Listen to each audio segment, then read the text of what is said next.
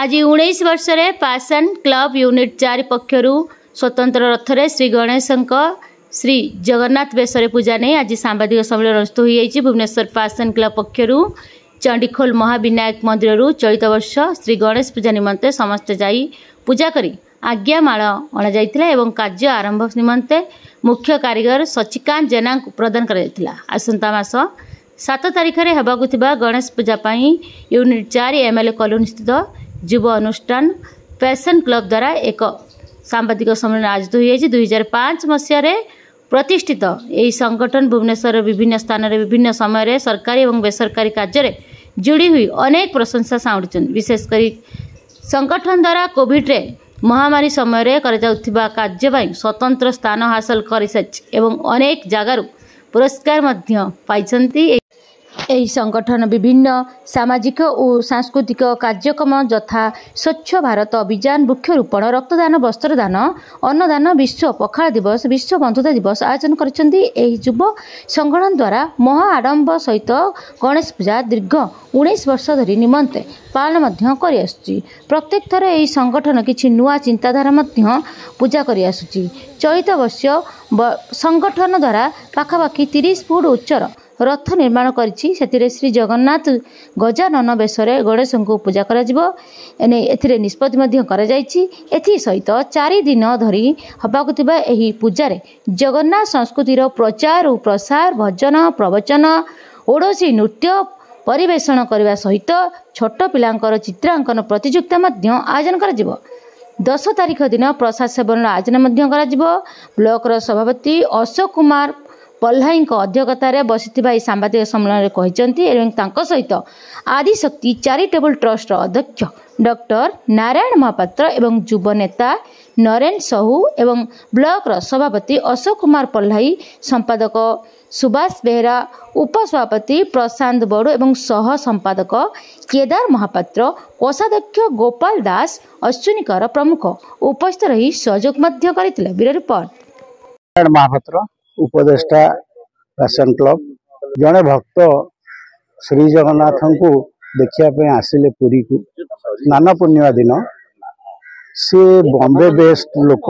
तेणु सब गजानन पूजा सी करती तेणु सी चाहिए ठाकुर को गजानन भेषरे देखापी तेणु स्नान जाता दिन स्नान पूर्णिमा पर ठाकुर को गजानन बेश करा जाए जो थे कि भक्त माने खुशी हेले तेणु आम चिंता कलु श्री जगन्नाथ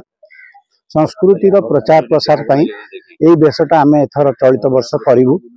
अल्प दिन तले रथ यात्रा जाइए तेणु जो नंदीघोष रथरे 30 फुट हाइट रे 8 फुटर श्री जगन्नाथ बेशरे श्री गणेश पूजा पाइबे। जो 4 दिन आम भजन करूँ पुरातन पारंपरिक जिते शुणिले से भजन गुड़िक स्वतंत्र भाव भल पाइबे समस्ते से भजन कलाकार जगन्नाथ संस्कृति परिषद पक्षर तेणु जो 10 तारिख गोटे अन्न प्रसाद कर 11 तारिख विसर्जन अच्छी तेणु यही स्वतंत्र भाव निर्मित रथरे श्री गणेश पूजा आकर्षण करियो बोली आम आशा करूँ ता भी जगन्नाथ संस्कृतिर प्रचार प्रसार साहाय्य कर। गणेश पूजा एथरक 19 वर्ष पदार्पण कर प्रत्येक वर्ष गणेश पूजा करूँ वर्ष किसी नुआ करने चेष्टा करें एथरक गणेश पूजा को नूतनत्व देवाई आम आरंभ कर जगन्नाथ गजानन बेश ठाकुर रथ आकृतिर गोटे बनई आम गजानन बेश वर्ष गोटे आम नूतन नंदीघोष रथ जगन्नाथ रथ आम विघ्न विनाशिनी को रथरे बस गोटे नुआ कनसेप्ट आने चाहिए लोक आगे विगत 18 वर्ष है आमर रास्ता होता गणेश पूजा एथरक आम गोटे पड़िया नहीं विधायक कॉलोनी पड़िया से पड़िया आम करूँ पूजाक्रम एवं सांस्कृतिक कार्यक्रम आम कौन प्रकार ये ना भजन एवं प्रवचन 4 दिन सांस्कृतिक कार्यक्रम हम शेष दिन प्रसाद सेवन हम एवं तापर आम महिला मानू सबू एसएससी ग्रुप महिला मानू सम्मानित करूँ पिलांकर प्रतियोगिता विभिन्न प्रकार प्रतियोगिता आम ये सम्मानित करूँ तेणु यही कार्यक्रम आम रखीचु आगामी दिन में यही कार्यक्रम आहरी आगे त्वरान्वित हम से ध्यान दें। ମୁଁ ସଚିକାନ୍ତ ଜେନା ଗୋଟେ ନୂତନ ଶୈଳୀରେ ଆମେ ଗଣେଶ କରିବୁ ଯେ ଗଣେଶରେ ଜଗନ୍ନାଥଙ୍କ ଆଖି ଦେଇ ଜଗନ୍ନାଥଙ୍କ ରୂପରେ ଆମେ ଗଣେଶ ତିଆରି କରିବୁ। ଆଭରେଜ 35 ଫୁଟ ହାଇଟ୍ କରିବୁ ରଥ ଉପରେ ଆମେ ଗଣେଶଙ୍କୁ ଆମେ ମୂର୍ତ୍ତିରେ ତିଆରି କରିବୁ। ଆମକୁ ଲାଗିବ ହାରାହାରି 25 ରୁ 30 ଦିନ ଭିତରେ ଲାଗିବ। ହାରାହାରି 30-35 ଜଣ ବଢେଇ ଆଉ ଆର୍ଟିଷ୍ଟ କଳାକାର ମାନେ ରହିବେ। ଏମାନଙ୍କ ମଧ୍ୟରେ ଆମେ ନେଇ ସମସ୍ତଙ୍କୁ ନେଇକିରି ମୁଁ କାମ କରାଇବି ଆଉ।